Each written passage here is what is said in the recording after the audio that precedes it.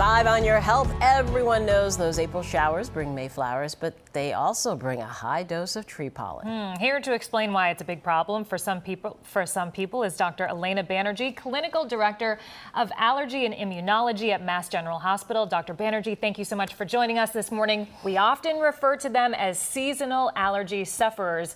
Do you think that that's an accurate description? Are they actually suffering?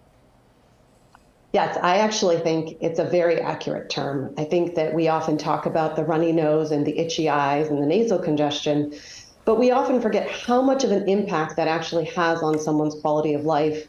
There's a lot of data showing decreased work productivity, lost school days, sleep disturbance, and actually an overall high cost to society when we look at the data. As you know, it's a diverse group of symptoms and people. Not everyone's allergic to the same thing. But which plants typically cause the most trouble in our area? Yeah. The spring season, it's always the tree pollens, which is really from about March through late May, early June. At that point in time, in the Boston area, we switch over to the grass pollens. And then by late August until the first frost in the fall, we have ragweed pollen. All of them cause similar symptoms, but there are some seasonal variations with those pollens. Now, the top allergens in our area right now are maple, juniper, and elm. When will those pollens fade, and then what ends up replacing them? So those are the tree pollens that we're seeing, and we'll see those gradually fade by the end of May into early June, when we'll see the grass pollens start to appear in this area. Plenty of people know they're allergic to something in the air, but they don't know exactly what it is. What's your advice about finding out? The medications that we often advise, including the over-the-counter antihistamines, the nasal sprays, they work effectively regardless of the cause.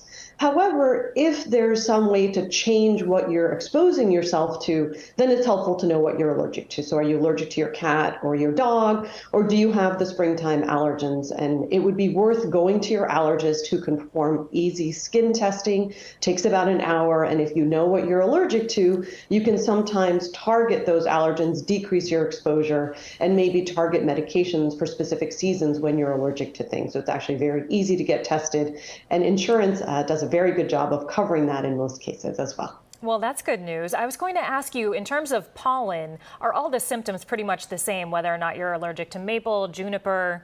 Is it all pretty much the same result? The symptoms are the same, but the severity of the symptoms can be different depending on what you're more allergic to, how much you're being exposed to. And certainly if you take measures to decrease your exposure, such as closing your windows, wearing sunglasses or a hat, or trying to exercise in the early morning when there may be less pollen or after the rain, you can certainly impact the amount of exposure that you have and decrease the overall number of symptoms that you're dealing with. All right, good advice. Dr. Elena Banerjee, Clinical Director of Allergy and Immunology at Mass General Hospital. Thank you so much for joining us this morning. Thank you. Have a great day.